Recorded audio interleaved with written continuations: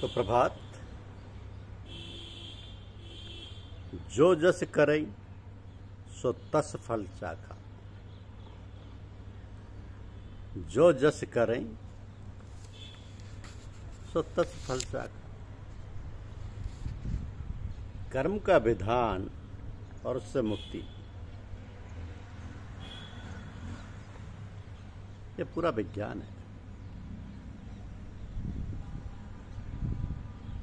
हमारे अंदर 10 इंद्रियां हैं और 11वां है मन। अब यह मन ही इनका संचालक है। 5 ज्ञानेंद्रियां आँख, कान, नाक, जिह्वा और त्वचा। 5 कर्मेंद्रियां हाथ, पैर, गूदा, लिंग और मुख। सारा कार्य व्यवहार इन्हीं से संचालित होता है।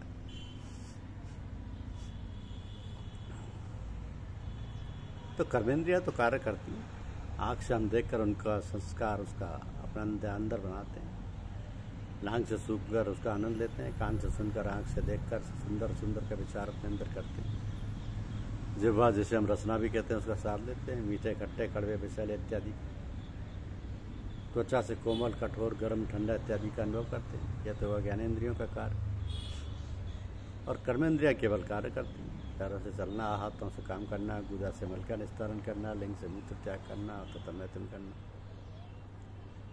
मुख से भोजन करना, बोलना आदि कार्य किए जाते हैं। किंतु इन इंद्रियों का संचालन मन द्वारा ही होता है। यदि मन न चाहे, इच्छा ना करे, तो कोई कार्य नहीं हो सकता। तो मन की इंद्रियों का राजा कहलाता है। ये मन इंद्रियों का राजा कहलाता है। जैसे राजा की आज्ञा के बिना प्रजा कोई कार्य नहीं करती, वैसे ये इंद्रियां भी। किंतु एक बात और है कि राजा स्वयं आज्ञा नहीं देता किसी को। उसका जो प्रधानमंत्री होता है उसी से वो कहता है, तब मंत्री उसको आज्ञा देता है। इसी प्रकार मन इंद्रियों का राजा तो है, किंतु उसके पास अपनी स्वयं की कोई शक्ति नहीं है। उसको आत्मा से शक्ति प्राप्त होती है और उसकी शक्ति से इस मन के अंदर बुद्धि प्राप्त होती है। तो माता तुलसीदास जी ने रामचरितमानस में कहा कि जड़ चेतन ही ग्रंथि पर गई, यद्यपि मृषा छूटत कठ नहीं। जड़ चेतन ही ग्रंथि पर गई, यद्यपि मृषा छूटत कठ नहीं। ये शरीर जड़ है जिसका संचालन आत्मशक्ति से होता है और आत्मा स्वयं कार्य न करके मन द्वारा सारे कार्य संपादित करती है। तो इस कारण मन का बहुत महत्व है और इसी का सत्ता मानी जाती है। कहते हैं कि मन एवं मनुष्यानाम कारणम बंध मोक्ष। बंधन और मोक्ष का कारण ये मन ही है। तो मन बीच की कड़ी है, ऊपर है आत्मा, नीचे है जड़ शरीर। ऊपर है आत्मा, नीचे है जड़ शरीर। जब मन का रुझान आत्मा की ओर होता है तो उसके अंदर परमात्मा की भक्ति का भाव, ज्ञान की चर्चा और इच्छा होती है तथा सद्गुणों की प्रेरणा मिलती है।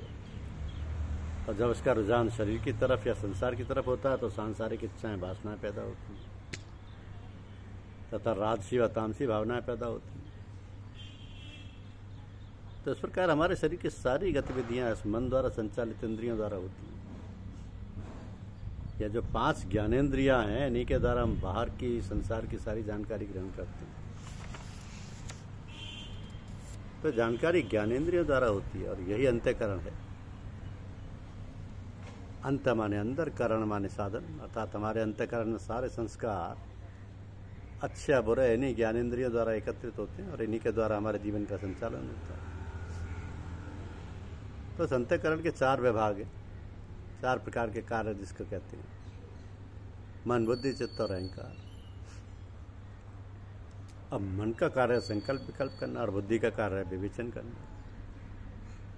तो मन में संकल्प विकल्प किया, सोच विचार किया, यह वह इत्यादि, तब बुद्धि विवेक द्वारा विवेचन करके निर्णय करती है कि ये करो, ये ना करो। जब निर्णय हो जाता है तब चित्त में